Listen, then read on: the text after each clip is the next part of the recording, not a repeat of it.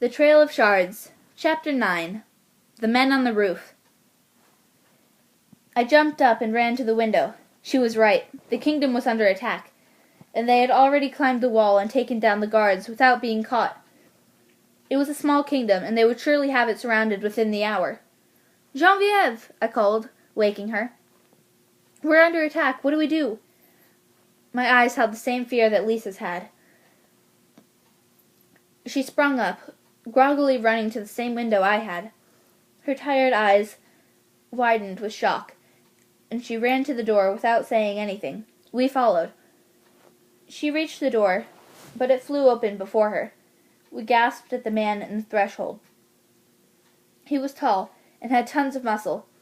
His eyes showed no mercy. 3 more men showed up behind him. Geneviève raced over to us and stood protectively in front. The men laughed.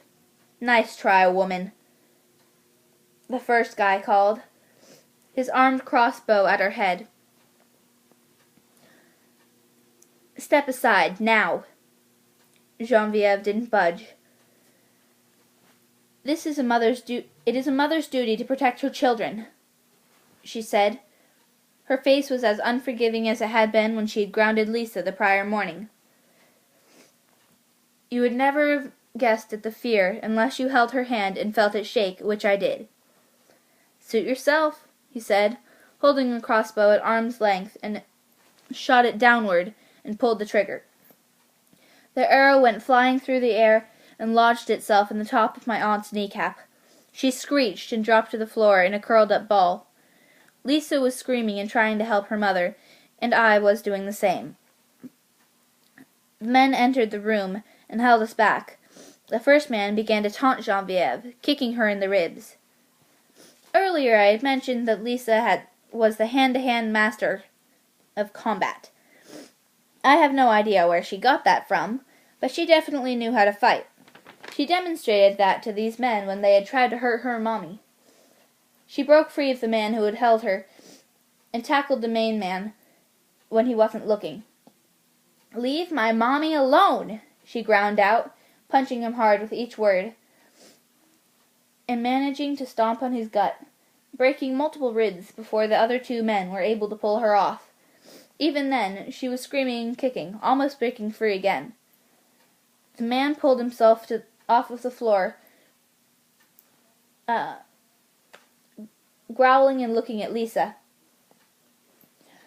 The feisty girl locked cold eyes with the man. He grabbed his crossbow again, but this time, instead of crippling Geneviève further, he aimed for her heart. Lisa's eyes widened as he pulled the trigger, reloaded, fired, reloaded, fired. By the time he had finished, Geneviève had 9 arrows deeply embedded in her chest. She had stopped moving. Lisa fell to her knees, crying and screaming, but no longer trying to escape. I don't know if you can tell, but I don't follow orders very well. My instructions were to spare all women and children, but you and your mother just seem like so much more trouble than you're worth. What do you say, boys?" The men all mumbled in agreement. I would have let you off easily, but you just had to take a shot at me, didn't you? "No regrets," Lisa spat through clenched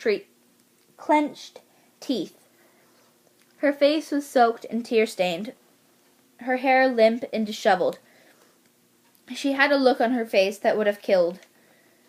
She was a mere day older than 11, and she had just watched her mother been murdered. The man rushed towards her, grabbing the back of her dress and the side of the full-length mirror in the corner. "You're going to watch yourself die," he said, heaving both Lisa and the mirror out of a large window. "No!" I screeched, just as the man who held me let go. I ran to the window and reached out my arm to grab Lisa, but it was too late. She was falling quickly and was crashing through a mirror. The strange thing was, when she passed through the other side of the mirror, she had disappeared, and the shattered mirror rebuilt itself.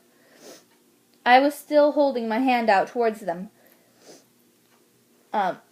when the mirror hit the ground, still in one piece. I stopped crying for a millisecond before I went into tsunami mode.